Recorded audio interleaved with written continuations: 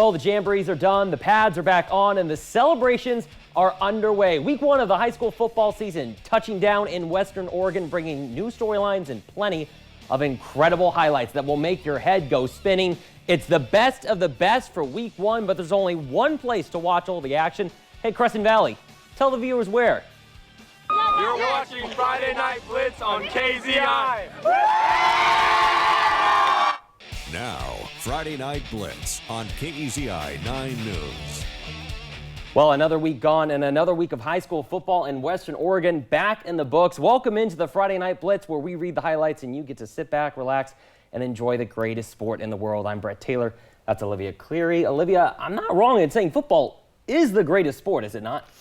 I mean, that's a hard one, but it's definitely up there. Is it the hardest one, I think though? basketball might give it a run for its money. All right, fair enough with that. Well, game of the week, week 0, Olivia, of course, we were down in Southern Oregon. That was Marshfield Crater, two teams looking to regain their past glory. This week, though, back there again, but a much, much different storyline, though. Yeah, kind of a veteran newcomer meeting in this one. South Medford, a staple of the 6A class for the last several decades, and Willamette, a team that is returning to the 6A level for the first time in 8 years. It's been a long time for them. Oh yeah, for sure. Welcome in Spielberg Stadium. Nothing like a party, South Side party, especially when the Wolverines are doing all the dancing. Hunter Vaughn on the fake handoff, reverse sweep, 19 yards to the right pylon, touchdown Willamette, and the magic is just getting started.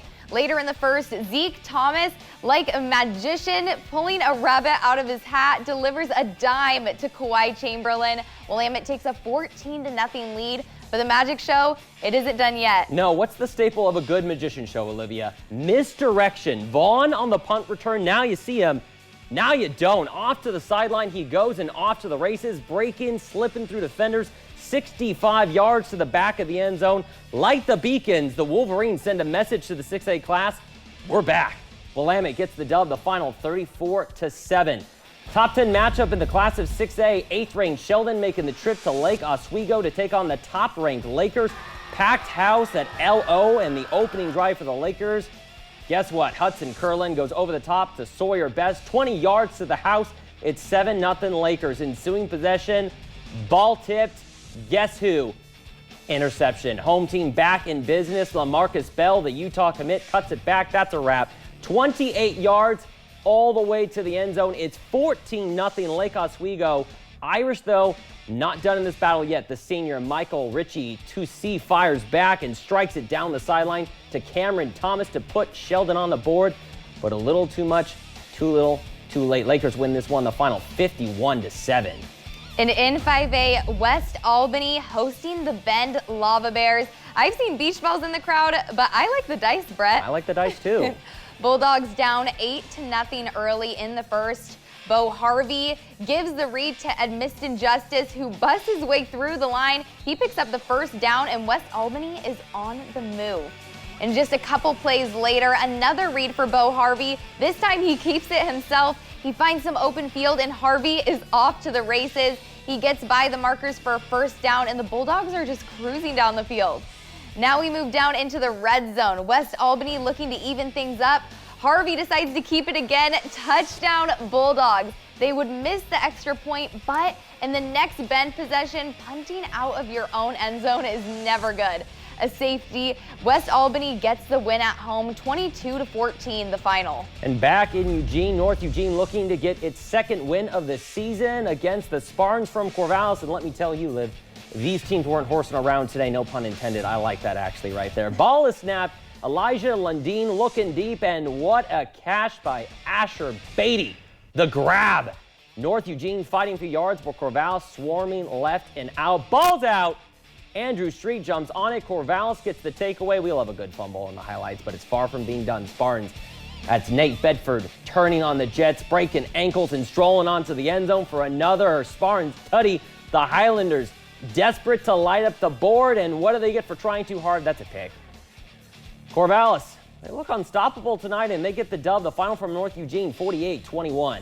And now let's take a look at some other scores across the state. And with week 1 comes slow updates. Still waiting on a final score from South Albany McKay. If you've got it, send it our way. And Mountain View, absolutely annihilates Lebanon 42-0. And that wasn't the only blowout tonight, Olivia. Thurston falls to Silverton 6-35, and Roseburg falls to Summit 42-7. Both the Colts and the Indians now 1-1 on the season.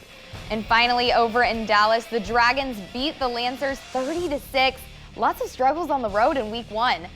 And now down to 4A, a windy night in Philomath. The Warriors hosting the Newport Cubs. Big night for Rocco De La Rosa. Let's get to it. Third quarter, Jace Iverson swings it to De La Rosa and just let him do the rest. He gets by 1, 2, 3, 4, 5 Newport defenders, and to the house he goes. 5 touchdowns on the night for De La Rosa. And later in the third, Newport just trying to get on the board. Jackson McDowell running some option, but loses the ball on the fake.